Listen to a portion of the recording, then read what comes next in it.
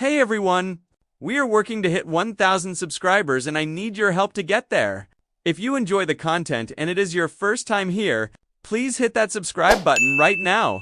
Asterisk, hold on to your Blue Jays caps, folks, because the baseball world just got flipped upside down with breaking news that has Toronto fans simultaneously scratching their heads and grabbing their phones to text their baseball-loving buddies. We're talking about a potential reunion that nobody saw coming. A storyline so juicy it could be ripped straight from a Hollywood script. That's right, Mad Max Scherzer, the three-time Cy Young Award winner, the future Hall of Famer, the man who helped lead the Blue Jays to within striking distance of glory, is apparently keeping Toronto on his very short list of preferred destinations. And the way this could all unfold is unlike anything we've seen in recent baseball history. Let's set the stage here. Max Scherzer isn't your typical free agent sitting by the phone desperately waiting for any team to call. No, this is a man who has earned over $300 million in his career, won 3 Cy Young Awards, and has absolutely nothing left to prove to anyone. At 42 years old, Scherzer is in the twilight of his illustrious career. But according to legendary baseball insider Ken Rosenthal, Mad Max is healthy, ready, and willing to sign at a moment's notice if certain teams come calling. The kicker? If those calls don't come, he's perfectly content to pull a Roger Clemens circa 2007 and wait until after opening day to join a contender. Mid-season now, before you dismiss this as just another aging veteran trying to squeeze one more paycheck out of his fading skills. Let's remember what Scherzer said after the Blue Jays' heartbreaking World Series loss. The man looked directly into the cameras and declared there was unfinished business in Toronto. He wanted to come back.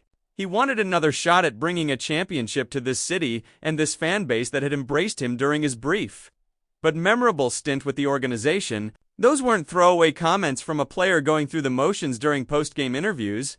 That was genuine emotion from a competitor who tasted victory and wanted more. Fast forward to today, and here we are with this fascinating report suggesting Scherzer is essentially playing chess while everyone else is playing checkers. He's not rushing into anything. He's not settling for the first team that waves a contract in his face. Instead, he's waiting, watching, and strategizing. He wants to see which teams suffer early season injuries. He wants to identify which contenders find themselves desperate for starting pitching depth when their plans fall apart in May or June, and when that perfect opportunity presents itself. That's when Mad Max will swoop in like a baseball-playing superhero, ready to save the day. The genius of this strategy cannot be overstated. Think about it from Scherzer's perspective. Spring training is grueling. It's 6 weeks of repetitive drills, exhibition games that mean nothing, and constant travel across Florida or Arizona while you're trying to get your arm ready for a 162-game season.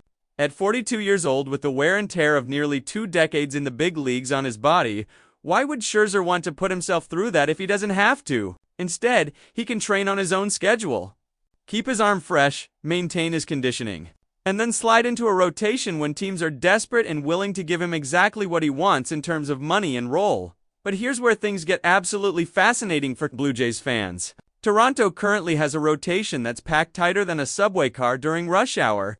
You've got Yusei Kikuchi, who's been solid and reliable. Kevin Gausman remains one of the most consistent pitchers in baseball. Trevor Bauer brings that electric stuff and controversial personality. Jose Barrios is still under contract, though his name has been floating around in trade rumors like a beach ball at a summer concert. And then there's Shane Bieber, the former Cy Young winner himself, who's working his way back from Tommy John surgery with question marks surrounding when exactly he'll be ready to contribute. On paper, the Blue Jays don't need Max Scherzer. They have starting pitching depth. They have options. They have young arms like Trey Savage, who dominated in the postseason and showed everyone that the future is bright. They have prospects in the minor leagues who are chomping at the bit for their opportunity to prove they belong in the big leagues. So why would Toronto even consider bringing back a 42-year-old pitcher who posted a 5.19 ERA last season, numbers that frankly aren't going to win you many games in the modern era of baseball? Here's the thing though, and this is where the conversation gets really interesting. Baseball is a game of attrition. It's a marathon, not a sprint. Every single team, no matter how healthy they look in March, will suffer injuries throughout the season. It's not a matter of if, it's a matter of when and how severe. The Blue Jays went through their own injury hell last season. Watching key players hit the injured list at the worst possible times. What happens if Bieber's return from Tommy John doesn't go as smoothly as planned? What happens if Gausman tweaks something in July? What happens if the Jays decide to trade Jose Barrios to address needs elsewhere on the roster? Suddenly, that rotation depth doesn't look quite so robust anymore. Suddenly, the prospect of having a proven veteran like Max Scherzer available becomes a lot more appealing. This is a man who, despite the struggles last season, still started Game 7 of the World Series for Toronto. The organization trusted him with the biggest start of the season when everything was on the line. That speaks volumes about what the coaching staff and front office think of his abilities, even at this stage of his career. Let's also talk about the intangibles that a guy like Scherzer brings to a clubhouse. This isn't some journeyman pitcher looking for a final paycheck before riding off into the sunset. This is a fierce competitor with an intensity level that borders on legendary. His pregame routines, his preparation, his attention to detail, these are all qualities that rub off on younger players. Having Max Scherzer in your rotation, even if he's giving you just league average innings, provides mentorship value that's impossible to quantify on a spreadsheet now.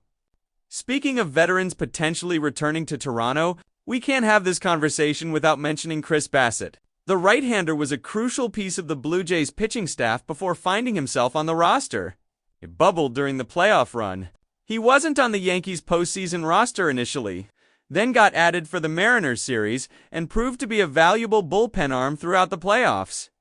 The beauty of potentially bringing back Bassitt is that he's a legitimate innings eater who can slot into a starting role and give you quality starts every fifth day. Unlike Scherzer, who at this point is probably better suited for a specialist role or limited innings, Bassitt can still handle a full starting pitcher workload. The fact that he remains unsigned at this point in the offseason is genuinely surprising. In a league where teams are always desperate for starting pitching, you'd think Bassitt would have found a home by now. His availability makes him an intriguing option for Toronto, especially if they're looking to add depth without breaking the bank. The strategic advantage of bringing back either Scherzer or Bassitt, or potentially both, is that it makes other members of the rotation expendable. If the Blue Jays decide they want to package Jose Barrios in a trade to upgrade at another position, having veteran arms like Scherzer and Bassitt available provides insurance against that move backfiring. It gives the front office flexibility to be aggressive in trade discussions without worrying that they're left scrambling if their young pitchers aren't ready for prime time. But let's pump the brakes for a second and acknowledge the elephant in the room. Max Scherzer at 42 years old is not the same pitcher who won 3 Cy Young Awards and struck fear into the hearts of opposing hitters. Father Time remains undefeated in sports, and pitchers in their 40s are playing on borrowed time. That 5.19 ERA from last season wasn't a fluke or bad luck. It was a reflection of diminished velocity, reduced movement on his pitches, and the simple reality that his body can't do what it used to do. Expecting Scherzer to come in and be a number 2 or 3 starter in your rotation is setting yourself up for disappointment. However, asking him to be a number 5 starter who gives you 5 or 6 innings every 5th day, keeps games close, and provides veteran leadership, that's a much more realistic expectation. And if he's willing to accept a bullpen role, using him as a high-leverage reliever who can give you 2 or 3 innings in crucial games, that could actually be a brilliant use of his remaining skills. The other consideration here is the financial aspect. Scherzer has made his money. He's set for life several times over. This isn't about chasing one final big contract. This is about competing for championships and finishing his career on his own terms. That means Toronto could potentially bring him back on a very team-friendly deal. Maybe a minimum salary contract with performance bonuses. If Scherzer is genuinely interested in the unfinished business he mentioned, money probably isn't the primary motivating factor at this stage. Now, while we're on the subject of roster moves, let's talk about some of the under-the-radar signings that Toronto has been making. These are the moves that don't generate headlines or break the internet, but they're important for organizational depth and can sometimes turn into unexpected success stories. The Blue Jays recently signed Connor Seabold to a minor league contract. If you're unfamiliar with Seabold, don't worry, you're not alone. The 29-year-old right-hander has bounced around between the Red Sox, Rockies, KBO League, Rays, and Braves without ever establishing himself as a reliable major league pitcher. His numbers are, to put it charitably, not good. A 7.79 ERA is the kind of number that gets you designated for assignment faster than you can say early retirement. But here's the thing about minor league signings. They're low risk, potentially high reward moves. Maybe the Blue Jays pitching coaches see something in Seabold's mechanics that they think they can fix. Maybe they believe a change of scenery and a fresh approach could unlock something that's been missing. Or maybe he's just organizational depth who will spend the year in AAA, providing insurance in case of multiple injuries. The more interesting signing, at least from a strategic standpoint, is catcher CJ Stubbs. Now, casual fans might be wondering why a minor league catcher signing deserves any attention whatsoever. But hear me out, because this could be more significant than it appears on the surface. Stubbs was a 10th round pick by Houston in the 2019 draft, who never quite broke through at the major league level. He's had a cup of coffee in the big leagues, going 0 for 3 in limited but he's primarily been a minor league player throughout his professional career. What makes this signing noteworthy is what happened last year with the Blue Jays and their backup catcher situation. Remember Tyler Heineman? He bounced between multiple teams before landing in Toronto and became a crucial piece of the team's run to the AL East title. The Blue Jays clearly value having veteran catching depth, especially guys who can handle the pitching staff, work with young arms, and not be a complete liability at the plate. Stubbs fits that profile.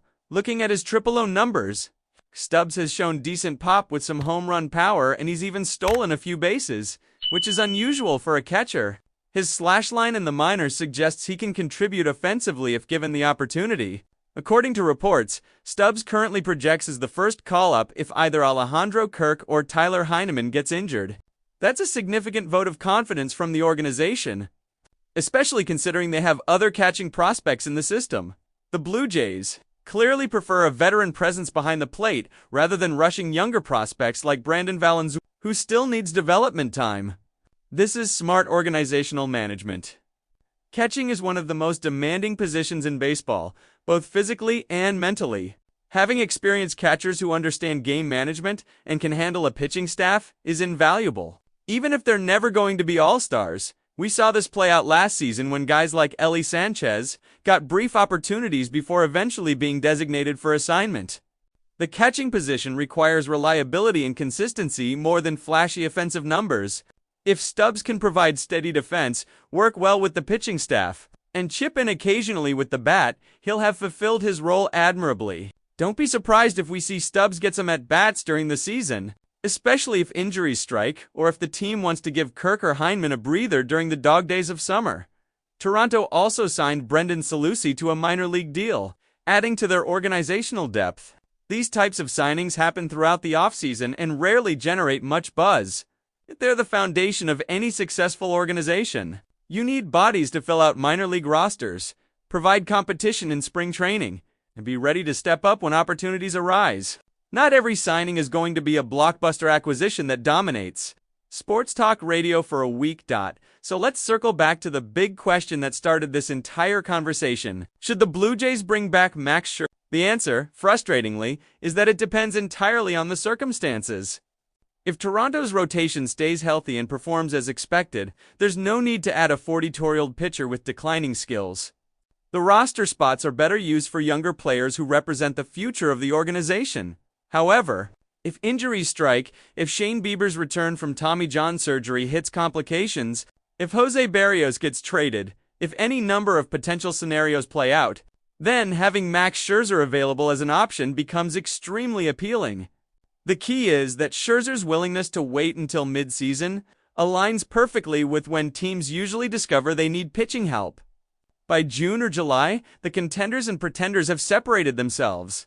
Teams know if they're in playoff position and need reinforcements, or if they're selling off assets for future considerations. Scherzer's strategy of waiting allows him to pick the perfect situation. He can join a team that's genuinely competing for a championship, slot into a role that makes sense for his current skill level, and avoid the wear and tear of a full season. For a team like Toronto that's built to win now with stars like Vladimir Guerrero Jr. and Bo Bichette leading the way, adding a veteran like Scherzer mid-season could be the type of move that pushes them over the top.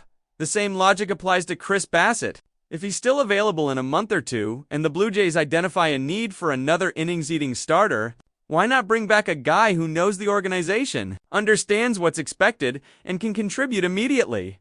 These aren't moves you make in January or February, but they might be perfect moves in May or June when the picture becomes clearer. What we're witnessing here is the evolution of how veteran players approach the ends of their careers. Gone are the days when stars simply retired when their skills diminished. Now we're seeing guys like Scherzer use their leverage and reputation to craft unique situations that benefit both themselves and potential teams. It's a win-win scenario if executed properly. For Blue Jays fans, this developing situation provides hope and intrigue as the new season approaches. The possibility of Mad Max returning to finish what he started, to get another crack at bringing a championship to Toronto, is the type of storyline that captures imaginations and generates excitement. Whether it actually happens remains to be seen, but the fact that it's even on the table is fascinating. 1956, January 25, 2026, AJ, as we head into spring training and the start of another baseball season, keep your eyes on Max Scherzer's situation. Watch how it unfolds. Pay attention to which teams suffer early injuries and suddenly find themselves desperate for pitching help. And don't be shocked if sometime around Memorial Day or the 4th of July, we see breaking news that Mad Max is putting on a Blue Jays uniform once again, ready to prove that reports of his demise have been greatly exaggerated.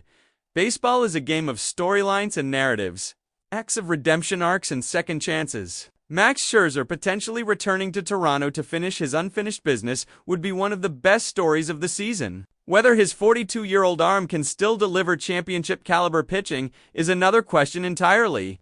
But that's what makes it so compelling to follow. So Blue Jays Nation, what do you think? Are you ready to welcome back Mad Max for another run at glory? Do you want to see Chris Bassett return to provide that steady veteran presence? Are you excited about sleeper signings like CJ Stubbs who might end up being more important than anyone realizes? Drop your thoughts in the comments below, because this is the type of discussion that makes baseball fandom so incredible. We want to hear your hot takes, your predictions, and your reactions to all these developments. And if you enjoyed this deep dive into the Blue Jays' potential plans and all the roster machinations happening behind the scenes, do us a huge favor and smash that like button. It helps the algorithm show our content to more passionate baseball fans like yourself. Subscribe to the channel if you haven't already, because we're going to be covering every twist and turn of this Blue Jays season as it unfolds. Hit that notification bell so you never miss an update when breaking news drops. This is going to be a wild ride, and we want you along for every minute of it. Let's go Blue!